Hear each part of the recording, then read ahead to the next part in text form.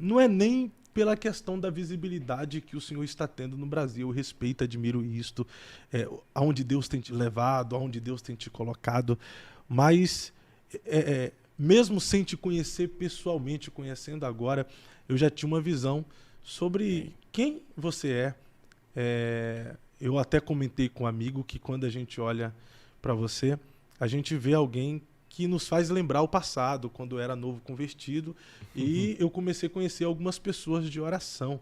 Você exala isso, demonstra muito, sem falar que é um cara de oração. Então, eu queria muito ter esse bate-papo contigo para me fazer voltar um pouco às minhas raízes, para ver se eu consigo voltar pelo menos ao primeiro amor. Eu acho que nesse tempo, né, qual estamos vivendo, de tantas oportunidades tecnológicas, tantas coisas boas que nos ajudam, mas também coisas que talvez possam tomar um tempo precioso que a gente deve investir para estar com Deus, em oração, em palavra, jejum, em conhecer, continuar conhecendo quem Deus é. Então não é questão de que o tempo qual estamos vivendo, muitas coisas competem com o tempo que nós tiramos para Deus.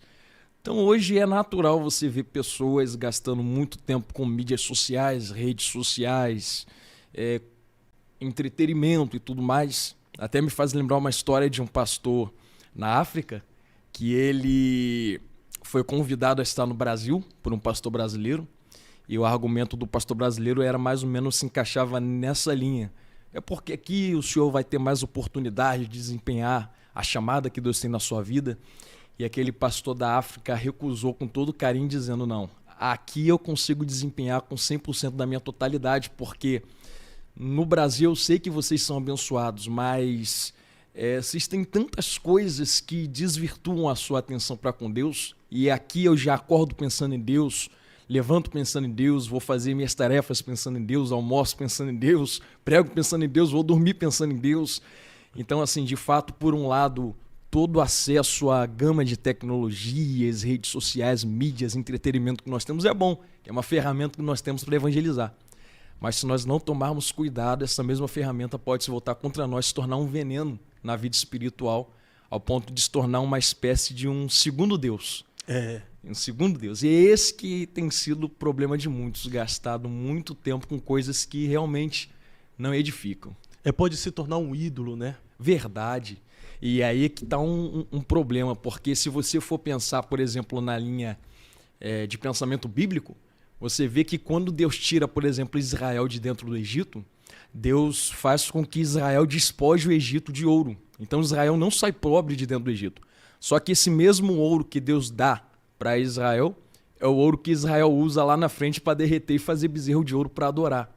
Então o problema não é Deus dar, é eu pegar o que Deus dá e adorar aquilo que Deus dá e transformar em um ídolo, entendeu? Então o problema não é a tecnologia, não são os acessos que a gente tem. Isso, o problema não é a tecnologia, é a maneira como nós usamos ela e se nós permitimos a tecnologia nos dominar, de maneira que a gente não tem mais aquele tempo essencial de oração.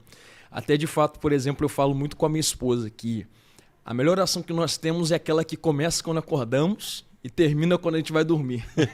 E ela me perguntou como é isso. Eu falei, você acorda, fala com Deus, está andando na rua, vai falando com Deus, vai na padaria, está falando com Deus. Quantas vezes eu já andando na rua, falando sozinho, alguém passou, me viu, comentou depois, rapaz, eu vi você falando sozinho. Sozinho não, Jesus estava comigo, tu que não viu. Eu ando acompanhado, né? Não ando sozinho na rua não. Então isso aí entra em algo muito interessante, que eu, uma vez ou outra, gosto de comentar, a diferença de uma vida de oração para quem tem um momento de oração. Pois é. O momento de oração é quando você tira ali. Não, esse tempo é para orar.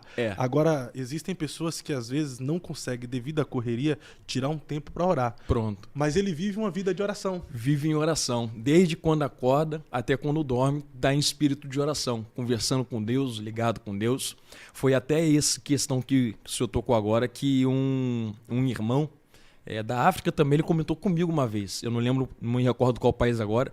Ele perguntou assim, numa mensagem, quanto tempo o senhor ora por dia, que eu quero orar o mesmo tanto. E quando eu expliquei para ele essa questão, eu falei, rapaz, me abriu a visão.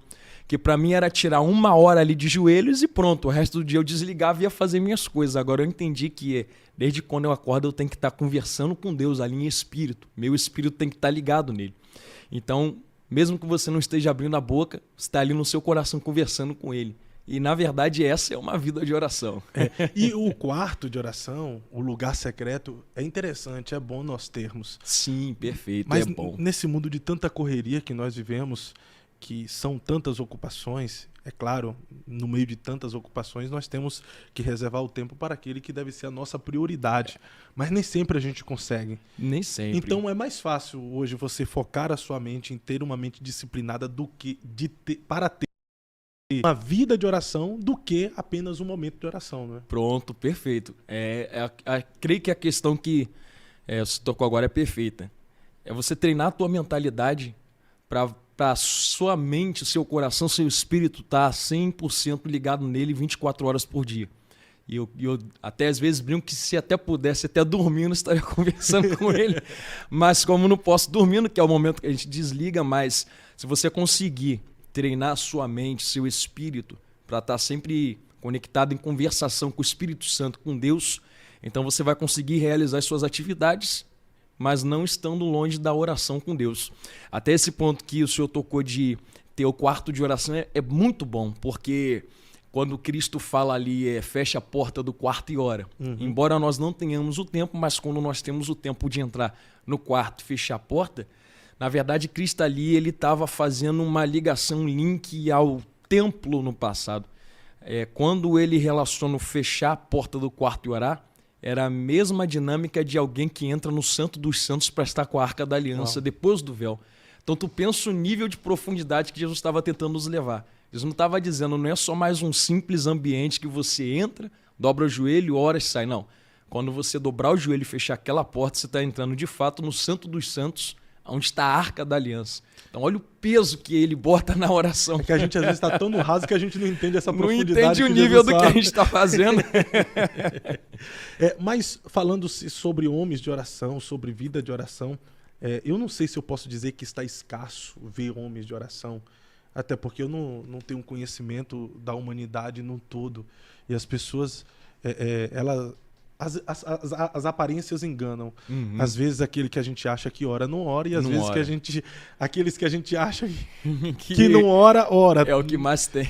Então assim, mas antigamente era mais perceptível. Sim, sim. Você identificar alguém que era de oração e alguém que não era de oração. Sim, né? E eu creio que entra em 2 pontos nesse detalhe aí, que um detalhe realmente muito bom. O primeiro é com qual propósito as pessoas têm orado atualmente. Interessante. E o segundo é a geração a qual nós estamos. O que elas querem identificar em homens que são tidos como referência. A geração atual tem por costume pegar por referência pessoas que têm uma boa didática. E quando eu falo geração atual, eu realmente estou dizendo a geração cristã. Sim. Uma boa didática, uma boa oratória, uma boa explanação exegética, um bom conhecimento, um bom conteúdo. Mas antigamente eu creio que a geração não é que não deixava de procurar pessoas que tinham conteúdo, mas também priorizavam procurar pessoas que exatamente tinham essa vida com Deus, de oração, que exalavam a graça de Deus, o poder de Deus. E o segundo ponto, que é o que eu acabei de falar, é com qual propósito esses homens e essas pessoas, essas mulheres estão orando. Se você pudesse pegar a oração do passado, de alguém que orava no passado, talvez a oração de alguém no passado, e eu não estou falando de pregadores, pastores, mas em geral. Sim. Das pregadores, pastores, evangelistas, diáconos, membros, geral, né? a igreja em geral. Talvez a oração da igreja em geral fosse: Senhor, nos ajude a melhorar, precisamos nos converter, traz o teu avivamento, traz a sua glória, traz o seu fogo, santifica-nos, dá santifica-nos. Nossa, se você pegar, às vezes aparece para nós, né, vídeo de cultos do passado, a santidade que exala no ambiente, o respeito, o temor das pessoas que entram dentro da igreja, por mais simples que ela seja, e o temor que elas têm de estar ali dentro. Vamos pegar o comportamento da geração passada, quando se entram na presença de Deus, e um comportamento do mesmo coração que entrava antes e entra agora na presença de Deus, como agora as pessoas entram na presença de Deus, o que elas oram buscando de Deus. É óbvio que, não vou dizer que seja pecado pedir isso, mas é em questão de prioridade. O que nós estamos priorizando pedindo a Deus hoje?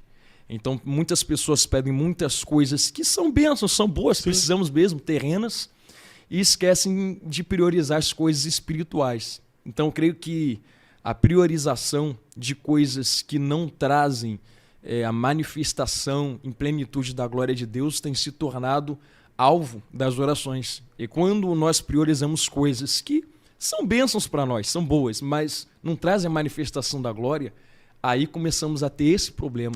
Escassez de homens, mulheres que talvez não exalem poder, graça, glória. Claro, tem muito, tem sim, mas se tivesse muito mais, seria tão mais melhor, o Brasil seria tão mais melhor, o mundo veria Deus se manifestar. E creio que seja de geração em geração. A geração passada teve a manifestação de pessoas porque elas oraram para isso.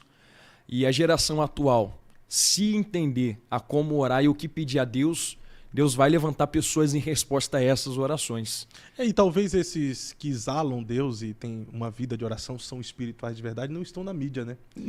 Pois bem, agora você colocou uma coisa melhor ainda, que às vezes eu falo que ministério não é mídia. A mídia é só uma ferramenta para exalar algo que já está construído no oculto e no escondido há muito tempo. É isso. Entendeu? Ministério não é curtida, like, é ferramenta que nós usamos para divulgar, explanar o que Deus tem feito. Compartilhar um pouco do depósito que Deus já fez na vida. Pronto, né? Para edificar a fé de outros, alcançar outros. Mas sim, creio muito nisso mesmo, que tem pessoas que não precisa ter mídia, foto, fama, nome, porque tem pessoas que no anonimato Deus tem usado tanto mais quanto quem tem tido a oportunidade de colocar algo para fora na mídia.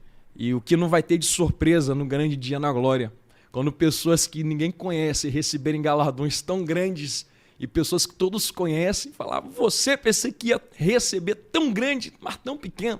E aquele que eu pensei que ia receber tão pequeno, tão grande. Isso é terrível. Muito. Na verdade, o céu vai trazer muitas surpresas para nós, né? Muita. Eu até brinco que tem uma pessoa que diz que no céu nós vamos ter 2 surpresas. A primeira, pensei que fulano vinha, não veio. A segunda, pensei que tu não vinha, tu veio. E a terceira poderia ser, eu cheguei aqui. E a terceira é, eu cheguei. Glória a Deus. Tremendo.